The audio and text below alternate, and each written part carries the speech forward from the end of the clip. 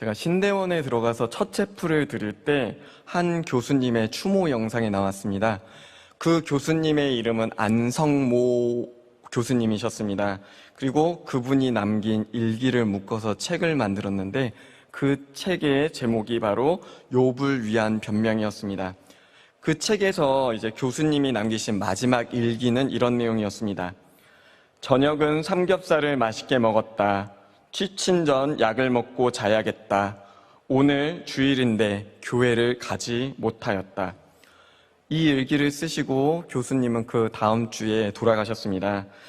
그런데 이 부분을 읽으면서 저는 과연 우리가 고난의 무게, 이 죽음의 무게에 대해서 어떻게 받아들일 수 있는가 많은 고민을 하였습니다. 이분이 정말 하고 싶은 말은 사실 따로 있었는데 절제된 언어를 통해서 자신의 고통과 아픔에 대해 담담히 표현한 것입니다. 근데 이 책의 뒷부분을 보면요, 이 부록이 있는데 이게 뭐냐면 이 교수님이 자기만 보는 비밀 일기를 이제 공개를 합니다. 근데 거기에 이런 내용이 있습니다. 내가 화장실을 가서 볼일을 보고 일어나려고 하는데 다리에 힘이 풀려서 일어날 수가 없다. 그리고 그걸 보면서 내가 너무나 비참하다. 내가 예수를 믿고 평생 살았고 나는 목사고 교수였는데 이런 상황에서 아무것도 하지 못하는 내가 너무나 비참하다. 이런 내용이 있었습니다. 우리가 상상도 못할 만큼 죽음을 직면한 고난의 크기가 너무나 크게 느껴졌던 것이죠. 한국교회에서 가장 영향력 있는 목사님 하면 아마 많은 분들이 옥하는 목사님을 생각하실 것입니다. 그런데 이 목사님 정말 성경적이고 도전적인 삶을 사셨는데 이분이 폐병을 앓아서 73살에 일찍 돌아가셨습니다.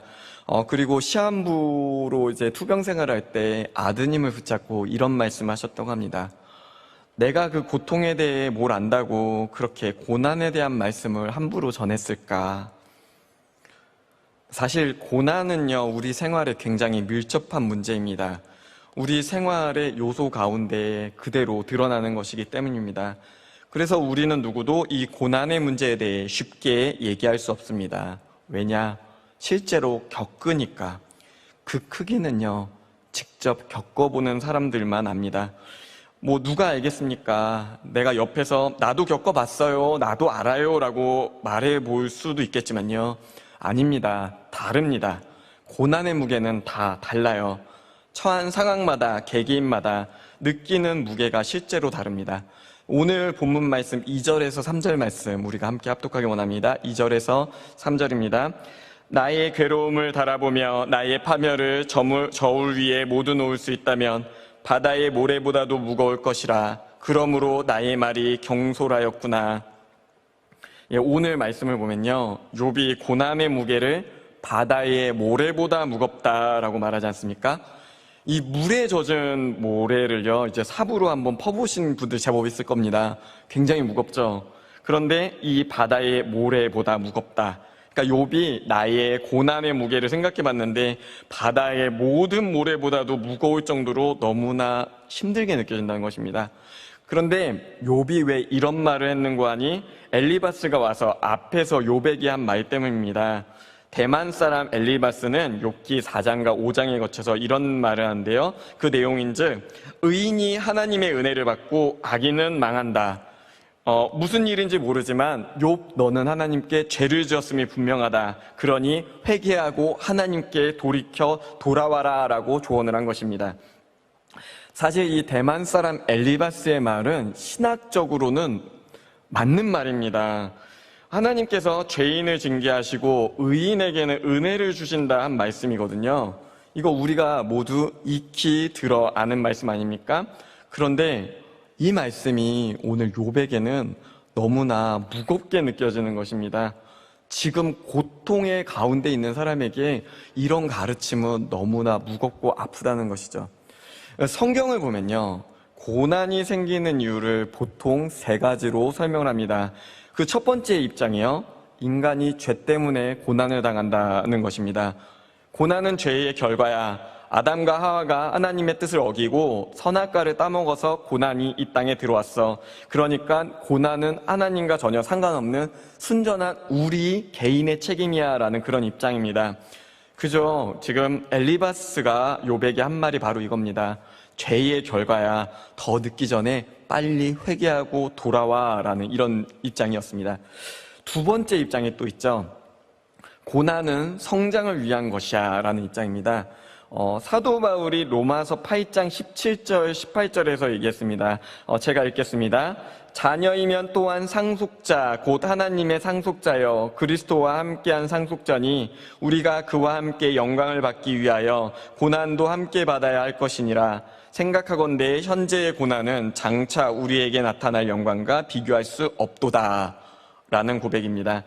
이게 무엇이냐면요, 지금 우리가 겪는 어둠은 네가 지금 동굴 속에서 헤매는 게 아니라 어두운 터널을 지나는데 이 터널을 지나고 나면 밝은 빛이 올 거야. 혹은 네가 지금 겪는 고통은 출산을 앞둔 여인의 고통과 같아. 네가 지금은 아프지만 그 출산한 아이를 보면 그 영광이 너무나 커서 너의 아픔은 모두 보상을 받을 수 있어. 이런 입장입니다.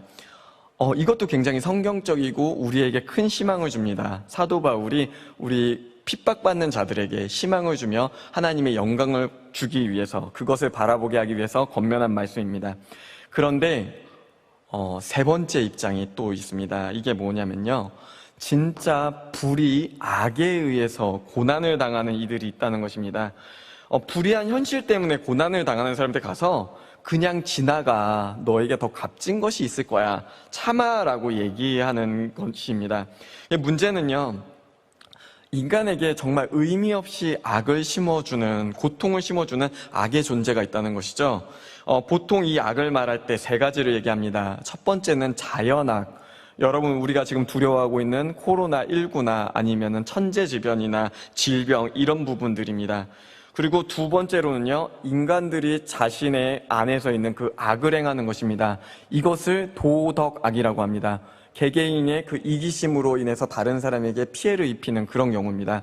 근데 이제 한 가지 악이 더 있는데요, 이 세 번째는요, 구조악이라고 합니다.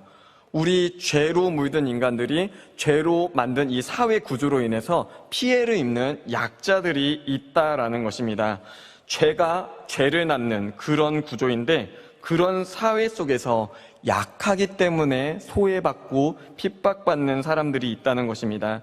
그런데 그런 사람에게 가서 고난은 내 죄 때문이야 라거나 고난은 너의 성장을 위한 도구야 라고 말하는 게 바람직한 위로인지 우리는 한번 생각해 볼 필요가 있습니다.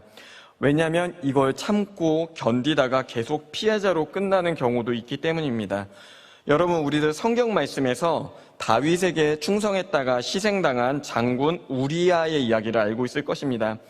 우리가 다윗의 관점으로만 이 말씀을 봐서 그 사건이 작게 느껴질 수 있지만, 우리 중에 누군가가 그 우리아와 같은 희생자가 되지 말라는 법도 없기 때문에 우리는 고난받는 이웃에 대해서 깊이 생각해 볼 필요가 있습니다. 우리는 삶 속에서 늘 하나님의 뜻을 분별하며 살아야 할 사명이 있습니다. 그냥 성경 한 구절만 딱 읽고 이게 하나님의 뜻이야 라고 쉽게 말하는 것이 아니라, 이 성경을 전체적으로 깊게 읽고 그 속에서 하나님이 우리에게 원하시는 것이 무엇인지 깨닫고 적용해 나가는 것이 바로 참된 신앙이라 할 것입니다. 그런데 우리 주변에 욥과 같은 상황을 겪는 이웃이 있다라고 한번 생각을 해봅시다. 그에게 무슨 소망이 있겠습니까? 답이 없습니다. 자녀들 싹 죽었죠. 재산 다 날라갔죠. 심지어 몸도 아프죠. 소망이라는 것을 생각할 여지가 없습니다. 진짜 이제 하나님이 마지막에 오셔서 하나님의 전능하심으로 채워주심으로 그나마 그가 복을 누린 거지, 욥과 같은 상황이 되면요, 정말 답이 없습니다. 욥의 입장에서는 그가 고난을 겪는 이유를 어떻게 설명해도 전혀 위로가 되지 않는다는 것입니다. 하나님께서는 모든 사람들이 구원받기를 원하십니다. 그런데 고난 중에 있는 사람에게 죄의 문제를 열심히 설명한다 해도 그들이 회개함으로 하나님 앞에 나가긴 쉽지 않습니다.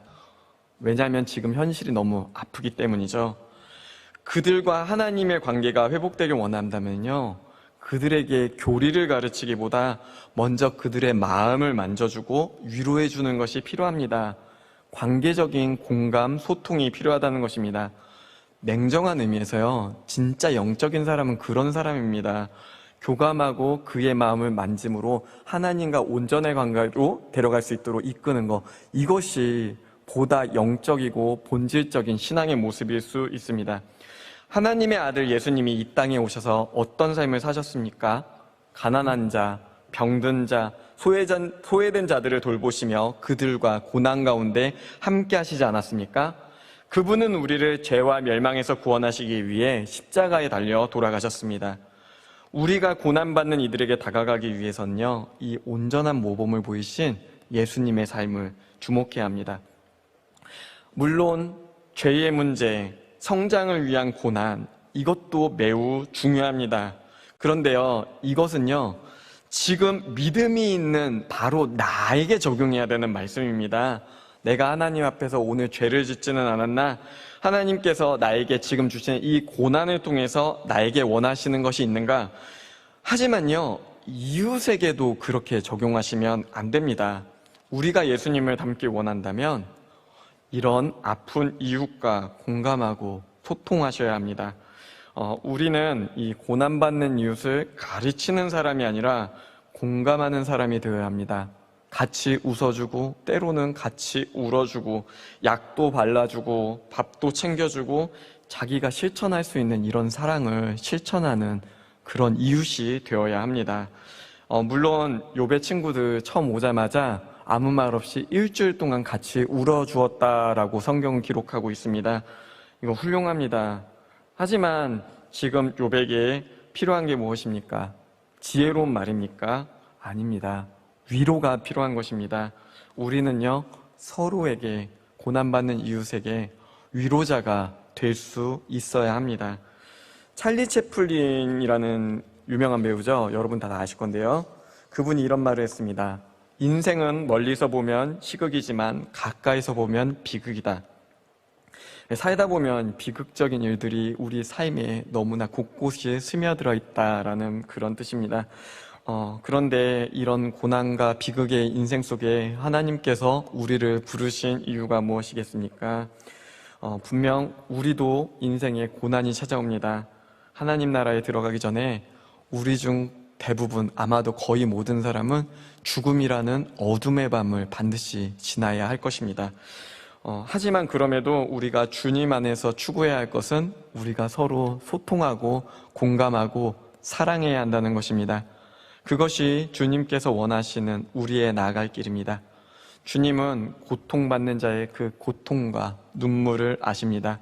그리고 우리가 그 고통과 눈물을 함께 나눌 수 있는 좋은 이웃이 되길 원하십니다. 2020년을 마무리 지어가는 오늘, 주변에 누군가와 공감해 줄 수 있는 그런 좋은 이웃이 바로 내가 되었으면, 우리가 되었으면 어떨까요? 함께 기도하시겠습니다.